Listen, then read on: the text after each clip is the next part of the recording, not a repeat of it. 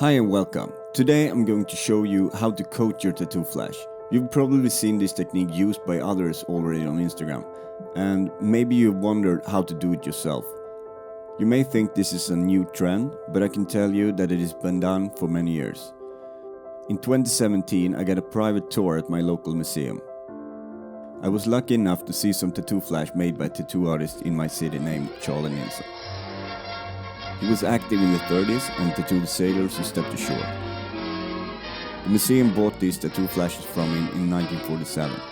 Some of these tattoo flashes were coated and probably so that they would not be destroyed when he moved around. Before we can start replicate this, we first need to have a painting right, so I thought I'd paint this lovely girl for you. If you've followed me for some time now, you may have noticed that I love painting girl faces. Enough said, let's get going.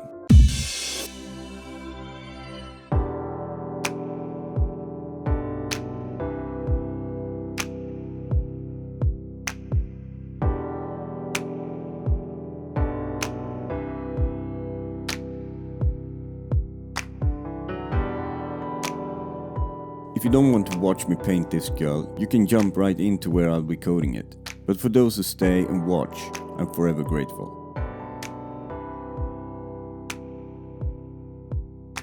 A girl's hair can be intimidating at first, but make sure to break it down and paint small sections at a time. When painting a larger area like this hair, try not to let the ink dry. If it dries, the paper is saturated with ink already, and you'll have what I call a layering effect. This second layer will tend to shine a bit and may ruin your final piece.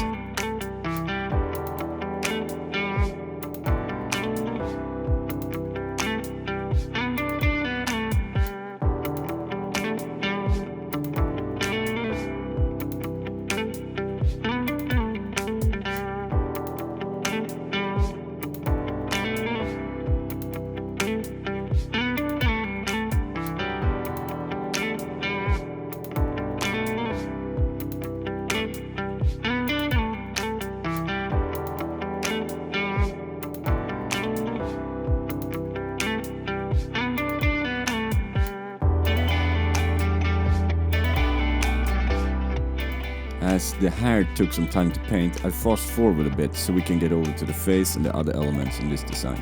Hope you're okay with this.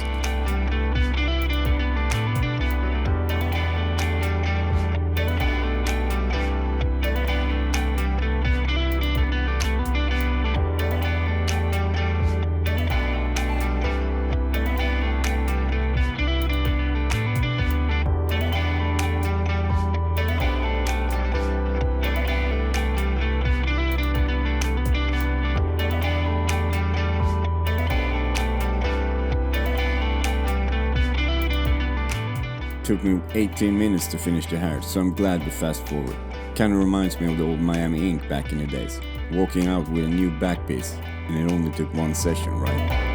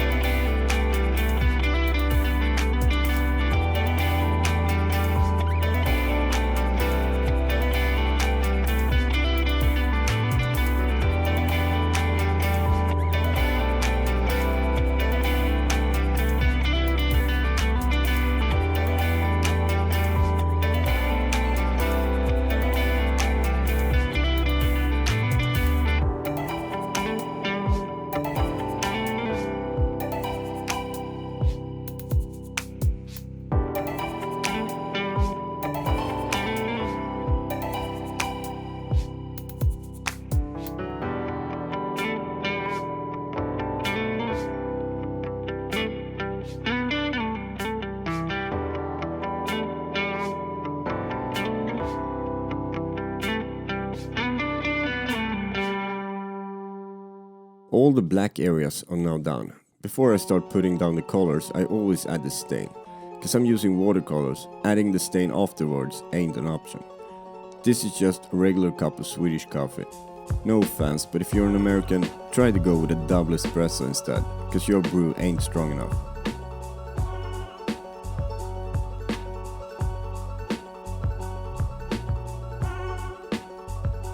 As I was running out of daylight, I had to speed up the process, so I took the old hairdryer. My plan was to add the first layer of the final coat this video is all about before I fell asleep.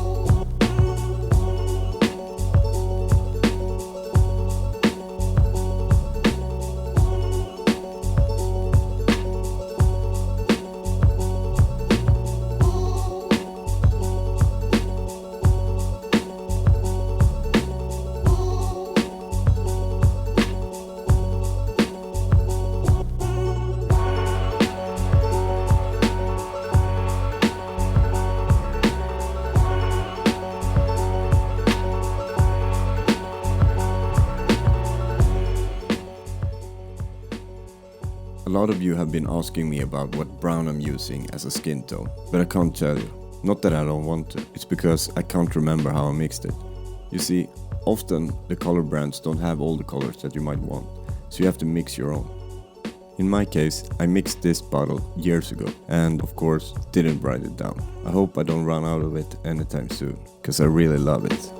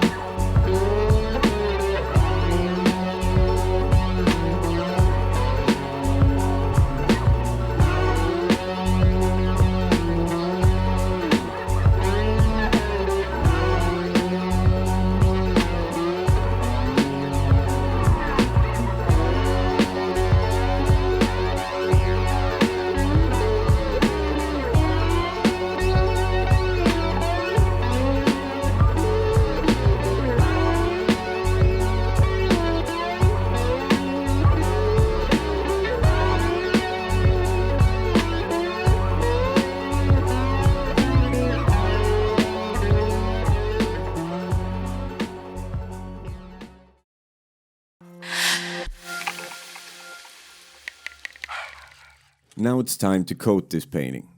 My method of doing this is by using thin layers of boat varnish.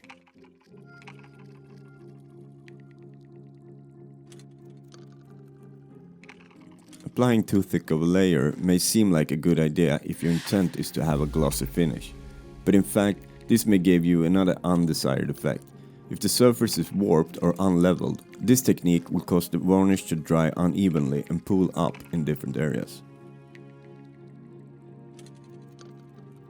Applying thin layers instead will give you more control and the varnish dries much quicker. A foam brush, or in my case the backside of a Scotch-Brite sponge, will do the job just fine. Let each layer dry overnight and remember to work in a well-ventilated area. I'm using a total of 3 layers of varnish. After the second layer has dried, I went over it lightly with 800 grit sandpaper to remove any rising that may have occurred. Be cautious so that you don't go through and destroy your painting. I've linked to all the products you might need for this in the description below. Oh, and you may have noticed that I mounted this painting on a thicker piece of tempered hardboard, or also known as masonite. I've made a video on this as well, and I think it's a good looking way to hang your paintings without using a frame. It's finally time to wrap it up, but before I end this, I would love to know if this is something that you'll try out. Let me know in the comments below, and if you post your painting to Instagram, make sure to tag me so I can see the result. I hope this video was helpful to you. Until next time, goodbye.